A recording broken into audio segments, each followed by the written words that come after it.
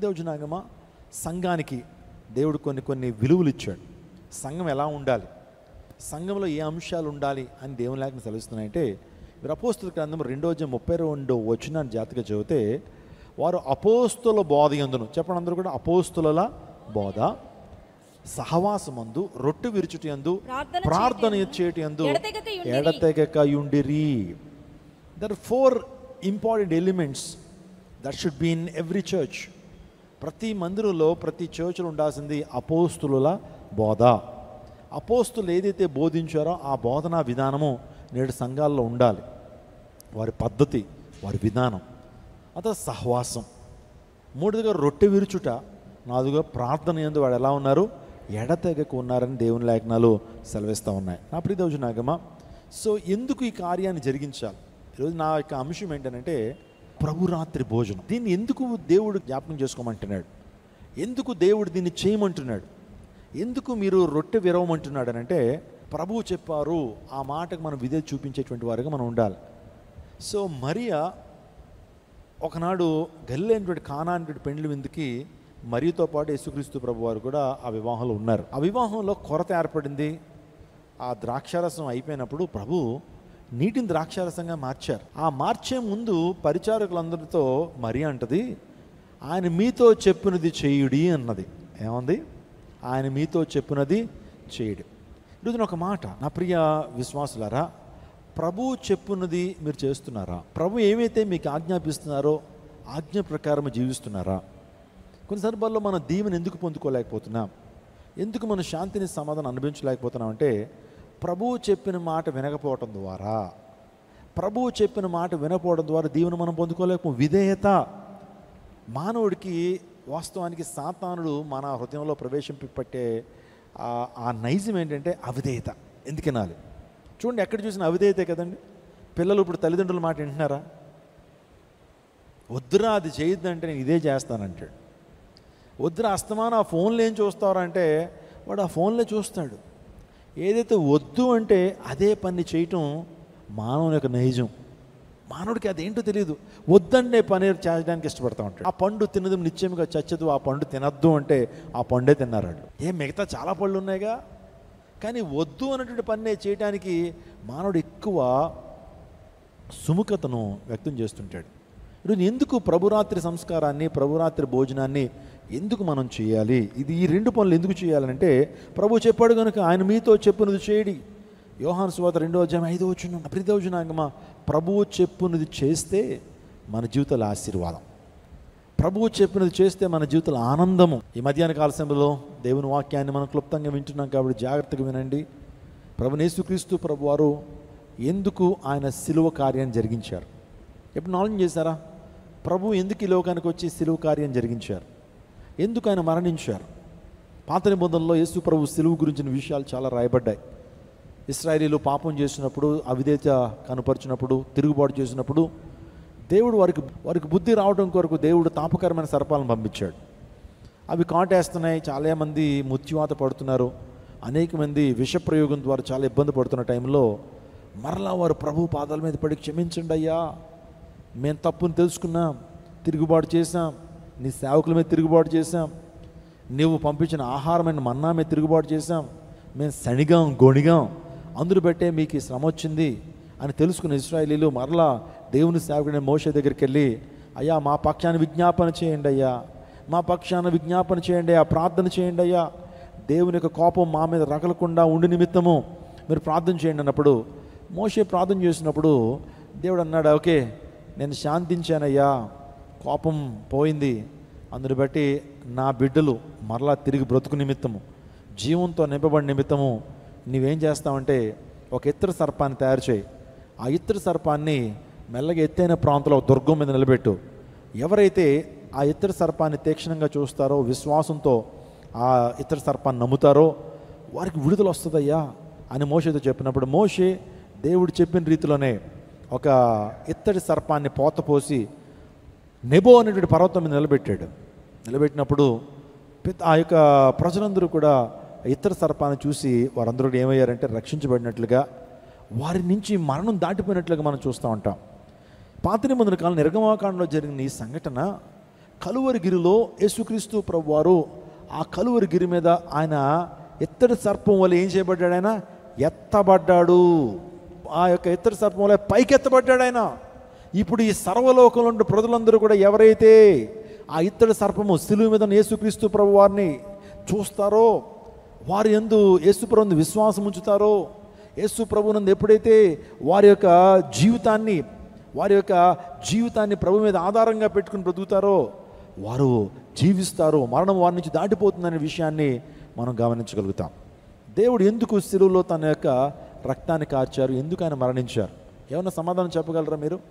Why did Jesus shed his precious blood on the cross of Calvary? Why did Jesus die on the cross? ఎందుకు దేవుడు మరణించారు? ఏ ఆశీర్వాదాన్ని ఇవ్వటానికి దేవుడు మరణించారు?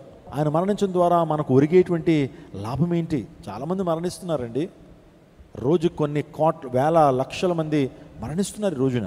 ప్రతి 8 నిమిషాలకు ఒక వ్యక్తి ఆత్మహత్య చేసుకుంటున్నాడట. ప్రతి నిమిషానికి ఒక వ్యక్తి లోకంలో మరణిస్తున్నాడు. కానీ చాలామంది మరణించారు. యేసుక్రీస్తు ప్రభువారు కూడా మరణించారు.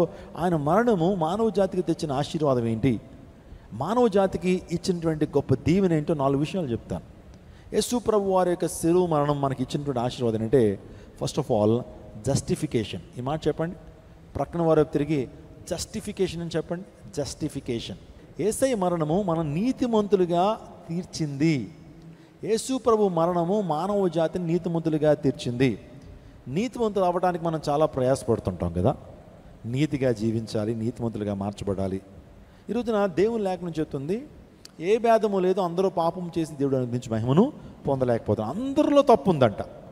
ఏ ఒక్కరు కూడా నీతిమంతులు లేరంట. ఒక్కడు కూడా లేడు నీతిమంతుడు. ఒక్కడు కూడా లేడు నీతిమంతుడు లేడు. సో మనమే కాదు, బైబిల్ మాత్రమే కాదు, అనేక మత గ్రంథాల్లో కూడా పాపోహం పాపకర్మ పాపాత్మ పాప సంభవామి త్రాహిమాం యుగే యుగే అని ఉదయం లేచి సంధ్యావందనం చెప్తారు. అంటే దాని అర్థం ఏంటంటే, పాపంలో పుట్టాను, పాపంలో పెరుగుతున్నాను, పాపంలో చనిపోతున్నాను అని ప్రతి ఒక్కళ్ళలో భావన ఇదే. నాలో పాపం ఉంది, ఈ పాపాన్ని బట్టే నాకు శాంతి లేదు, ఈ పాపాన్ని బట్టే నాకు విమోచన జరగట్లేదు, ఈ పాపం ద్వారా మాత్రమే నేను పరలోక రాజ్యం చేరుకోలేకపోతున్నానే భావన ప్రతి ఒక్కరికి ఉంటే, నీతిమంతుడిగా ఒక మనిషి ఎలా తీర్చబడగలుగుతాడు? ఏం చేస్తే నీతిమంతుడిగా తీర్చబడగలుగుతాడు చెప్పండి? ఒక వ్యక్తి నదీ స్నానం చేస్తే నీతిమంతుడిగా మార్చబడగలుగుతాడా? ఆ తర్వాత నుంచి అతని జీవితం ఏమైనా మార్చబడుతుందా? లేకపోతే తీర్థయాత్రలకు వెళ్తే ఒక మనిషి నీతిమంతుడిగా తీర్చబడతాడా? లేకపోతే పుణ్యనదుల్లో స్నానాలు చేస్తే ఒక వ్యక్తి నీతిమంతుడిగా తీర్చబడతాడా? అర్థం చేయండి. ఏం చేయాలి? యజ్ఞాలు, తపాలు, వ్రతాలు, జపాలు, ముహూర్తాలు, పూజలు, పునస్కారాలు చేస్తే, అన్నదానం, వస్త్రదానం, గోదానం, భూదానం, కన్యాదానం, ఇలాంటి దానాలు చేస్తే నీతిమంతుడిగా తీర్చబడతాడని దేవుని లేఖనం చెప్తుందా? ఇవన్నీ కూడా మంచిదే. మనిషి తను నీతిమంతుడిగా మార్చబడాలని పాప పరిహారం కొరకు అనేకమైన కార్యాలు చేస్తున్నాడు. దేవుడు ఏనాడో చెప్పాడు, అయ్యా మీరు చేస్తున్న నీతి కార్యాలు, మీరు చేస్తున్న యజ్ఞాలు, మీరు చేస్తున్న తపాలు, వ్రతాలు, జపాలు, ఇవి కొంతవరకే మీకేదో సంతృప్తి కలుగుతాయేమో, కానీ మీ పాపాన్ని పరిహరించలేవు. మీరు దేవుని నీతిని యొక్క స్టాండర్డ్స్ని మీరు రీచ్ అవ్వలేరు. మీకు అర్థమవుతుందా? దేవుని స్టాండర్డ్స్ని మనం రీచ్ అవ్వాలి అంటే, దేవుని నీతితో మన నీతి అనేటువంటిది ఈక్వల్ అవ్వాలంటే, ఆ స్టాండర్డ్ మనం రీచ్ అవ్వాలంటే, మనం చేస్తున్నటువంటి ఏ దాన ధర్మాలు అవి ఆ యొక్క స్టాండర్డ్కి మనం తీసుకెళ్ళలేవు. అర్థమవుతుందా మీకు? అర్థమవుతుందా? ఆ మంచితనంతో మన మంచితనం ఈక్వల్ అవ్వాలంటే మనం చేస్తున్న ఏ ధర్మకార్యాలు, ఫర్ ఎగ్జాంపుల్ ఒక ₹1,00,000 నువ్వు అనేక మందికి దానాన్ని చేసేసి, నేను ఎంత మంచి కార్యం చేశానో, ఈ ₹1,00,000 ద్వారా, ఈ దానం ద్వారా నేను పరలోక రాజ్యానికి చేరుకోగలుగుతాను అనుకుంటే నువ్వు పొరపాటులో ఉన్నట్టే. నీ దాన ధర్మాలు ఒక వ్యక్తిని నీతిమంతుడిగా మార్చలేమని దేవుని లేఖనం సెలవిస్తుంది. యెషయా గ్రంథంలో ఒక మాట మీకు జ్ఞాపకం చేస్తాను. 64:6 చదవండి ఒకసారి. యెషయా గ్రంథం 64:6 మేమందరము అపవిత్రుల వంటి వారమైతిమి, మా నీతి క్రియలన్నీయు మురికి గుడ్డల వలె నాయను. చూడండి, మానవుని నీతి క్రియలు ఎలా ఉన్నాయట? మురికి గుడ్డలంట. Your righteous deeds are just like a filthy rags. నువ్వు చేసిన నీతి కార్యాలు ఫిల్దీ ర్యాగ్స్, అవి మురికి గుడ్డలు, మసిగుడ్డలు లాంటి. ఈ నీతితో మనం దేవుని రాజ్యానికి చేరుకోలేము. మరి ఏ నీతి మనకు కావాలి? ఏ నీతి పొందుకుంటే మనం పరలోక రాజ్యానికి చేరుకోగలుగుతాం అని అంటే, ఈరోజున క్రీస్తు రక్తం ప్రతి పాపం నుంచి మనం పవిత్రపరుస్తుంది. రోమపత్రిక 5:9 చదవండి ఒకసారి. కాబట్టి ఆయన రక్తం వలన ఇప్పుడు నీతిమంతులుగా తీర్చబడి మరింత నిశ్చయముగా ఆయన ద్వారా ఉగ్రత నుండి రక్షింపబడుదుము. చూడండి, అంటే నీతిమంతులుగా మనం ఏ కార్యాలు చేసినా నీతిమంతులుగా తీర్చబడలేము, కానీ ఆయన రక్తం ద్వారా ఇప్పుడు మనం నీతిమంతులుగా తీర్చబడాం. స్తోత్రం చెప్పండి, హల్లెలూయా. అంటే ఆయన రక్తం ద్వారా, చాలా కేర్ఫుల్గా మీరు అర్థం చేసుకోవాలి, ఆయన రక్తము ద్వారా మనం నీతిమంతులుగా తీర్చబడ్డాం. Through his blood we have been justified as righteous people. దీన్నే జస్టిఫికేషన్ అంటారు.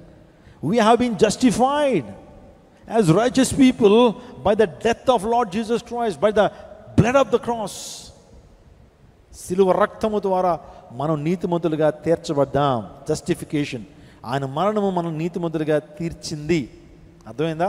నువ్వు ఈ ప్రపంచంలో ఏ కార్యాలు చేసినా నీతిమంతులుగా తీర్చబడలేవు. యేసు రక్తం మాత్రమే, ఆయన పవిత్రమైన రక్తమే మాత్రమే, నిష్కలంకమైన రక్తం మాత్రమే ఒక వ్యక్తిని నీతిమంతులుగా చేస్తుంది దేవుని దృష్టిలో. క్రీస్తు రక్తం ద్వారా మనం నీతిమంతులుగా తీర్చబడితేనే కానీ మన దేవుని సముఖానికి, అంటే దేవుని రాజ్యానికి మనం చేరలేము.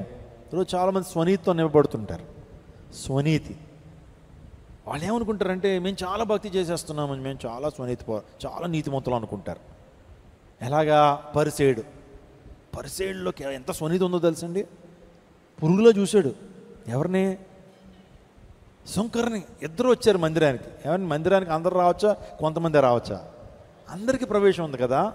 దేవుడు అందరికీ ఏమంటే ప్రవేశాన్ని ఇచ్చాడు కదా.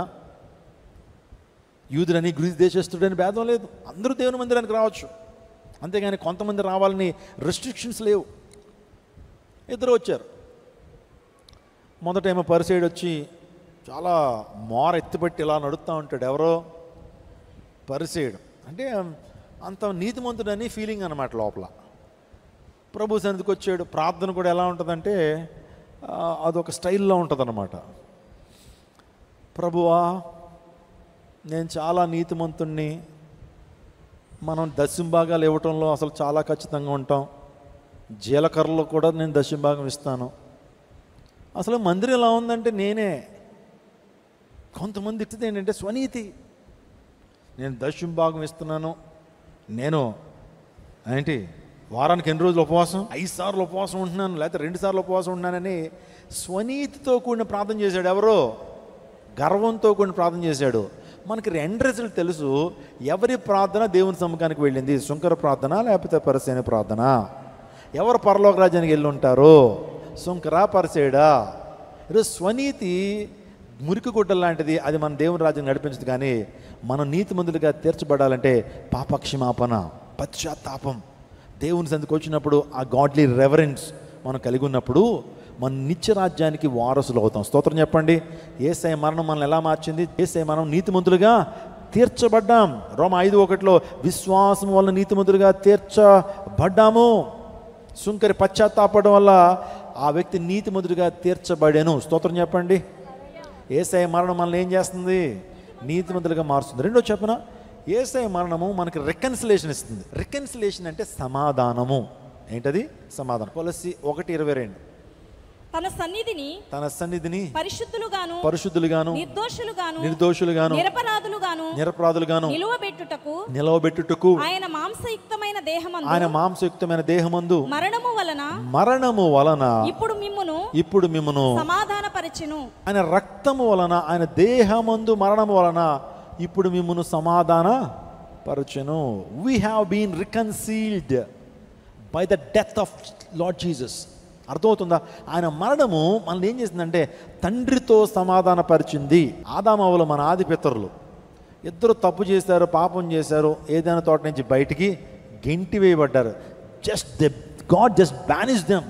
వాళ్ళని బ్యాన్ చేసాడంటే, బ్యానిష్ చేశాడు, బయటికి గెంటేసాడు. సో దేవునితో ఉన్న సహవాసం ఏమైంది?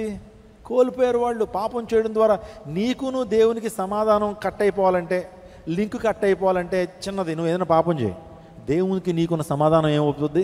దేవునికి నీకున్నటువంటి ఆ రిలేషన్, ఇద్దరికి మధ్యన లింక్ తెగిపోతుంది. పాపం ఏం చేస్తుందంటే దేవునికి మానవుకున్నటువంటి సంబంధాన్ని ఏం చేస్తుంది? తెంచేస్తుంది. కానీ ప్రభువైన యేసుక్రీస్తు ప్రభు వారు కడపటి ఆదాముగా వచ్చాడు. ఆయన మొదటి ఆదాము అయితే పాపం చేశాడు, మనందరికీ శాపాన్ని తీసుకొస్తే కడపటి ఆదాముగా యేసుక్రీస్తు ప్రభు వారు ఈ లోకానికి వచ్చి శాపాన్ని ఆశీర్వాదంగా మార్చేశాడు. హల్లెలూయా.